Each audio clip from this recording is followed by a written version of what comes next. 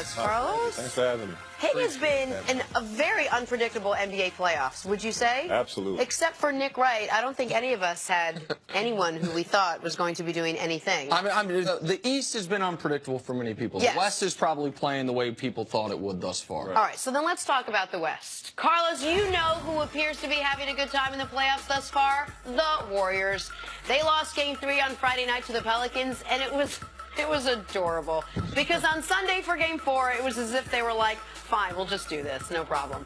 They started their death lineup, 4 All-Stars plus Andre Iguodala. KD had 38 points, and the Warriors dominated the Pelicans to take a 3-1 series lead. Carlos, what's the best way to defend the Warriors' death lineup, if you will? Whew, if you got that answer, they're going to give you a lot of money. I want a lot of money, actually. No, they're incredible, man. You think about what KD's able to do at his size, shoot from outside, shoot from the inside, get a rebound, dribble up, make a play for each other. But last night, 38 points, mid-range game was popping from everywhere, creating that space.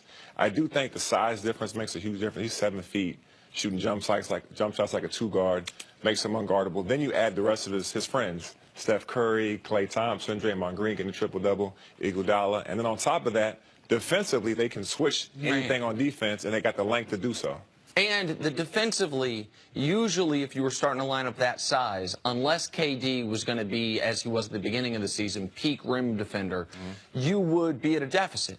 But what we've seen these playoffs is the Draymond Green that I once upon a time called the most important player on this team. Back before they had KD, when Steph was unanimous MVP, I still thought Draymond was the most important guy because he unlocks that death lineup. I know yesterday afternoon he didn't get double figures in anything, but he dominated that basketball game. And the intensity that he brings, while I know it can be grating to the opponent, it lifts his teammates. And it makes his teammates better defensively as a whole. And so as long as he isn't just a negative, forget a zero, a negative on offense, he's so deadly for them, which is why you just have to hold on. You just can't let go of the rope against that lineup, right? You just can't let them blow you out. That's what they did against New Orleans. They won that game in the first 8 minutes. Yeah, they have so many shooters in the lineup, but the thing that lineup presents is you don't have to be hot. That's what it was yesterday. Steph, he wasn't on fire. Klay was just normal, but KD.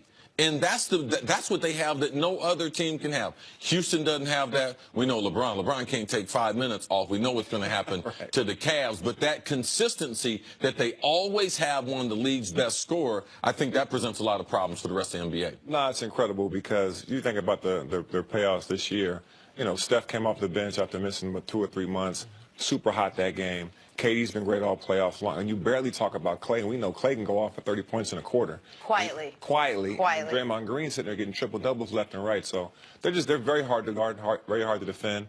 We're all looking forward to the next round and seeing them playing against Houston, but very tough to defend. Steve Kerr's going with this lineup for Game 5. Do you see him doing this the rest of the way? I could see that. I mean, why not? The way KD's playing defense, I mean, I think he was top 3 or 4 in block shots this year. Draymond being their anchor, emotional leader. I could definitely see, and then you also bring on, we're not even talking about Sean Livingston can guard 2 or 3 positions as well. They have a lot they can go with, but the difference is against Houston, Capella. Yes. I think JaVale McGee may play a part in that series to try to go off of Capella. If you're going to play this lineup, if you're going to play against this lineup, pardon me, you have to dominate them on the glass. Yes. Like, that's where Capella, I know Anthony Davis is an amazing, he's a much better player than Capella, but he's not as good of a defender as Capella is, and he's not as good of a rebounder as Capella is. And go ahead, Steve. Yeah, I don't think they can play that lineup against Houston because they do the high pick and roll. That's the way they start their offense, with a high pick and roll with Harden. And if you do that, if you put Draymond on him, you put KD on him, they're going to get alley-ooped on the whole time. Right. And Harden coming off of that, like, I don't think that's the most effective way. I think they need to go with the big. The ball too, and the way CP passes at Capella as well. You saw that last night as well.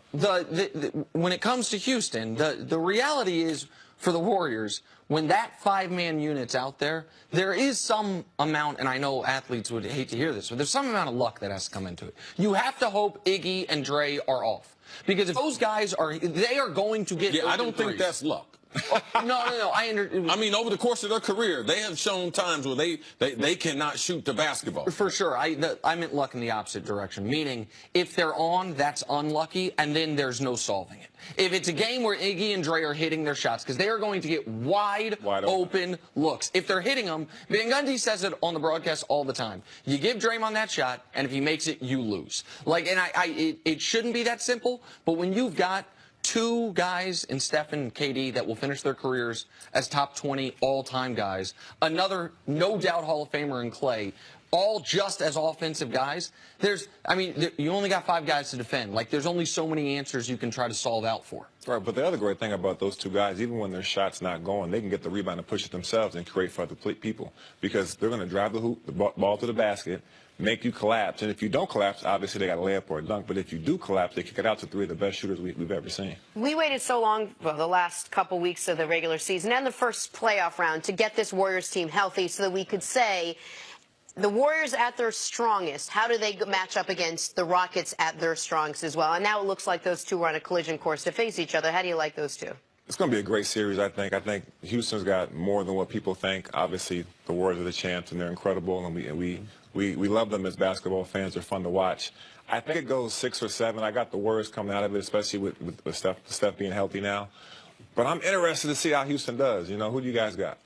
I'm going with Houston. Okay. I think Houston is the better team. I think what Golden State will bring out the best in Houston. I believe their ability to be able to close a couple different ways compared to just having Harden, having CP on the ball late in games, and having him be ball dominant. And I know the storyline going into that series is going to be KD, Steph, Clay, James Harden, CP3. But the guy we mentioned earlier is a key. Clint Capella, who was playing the best 2-week stretch or 3-week stretch of basketball he's ever played. If you remember, Clint Capella's the guy KD took a shot at earlier this year when he said Capella's job's easy. Capella last night was the best player on the court for Houston. There's been a couple games this postseason where he's been their second leading scorer. He's got to be extraordinary. He's got to be an A+ in that series.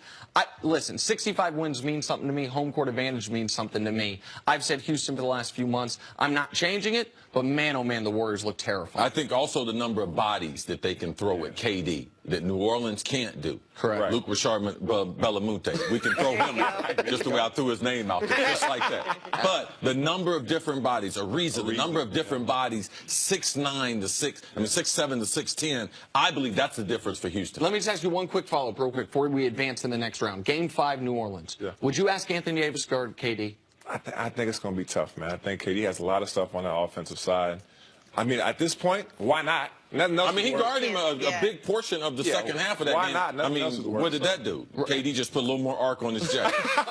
Absolutely. All right, Carlos, we'll see you a little bit later on in the show. Coming up is LeBron's game in an all-time high. That's next on First Things First. Not as strong as your jacket game. Man, for real.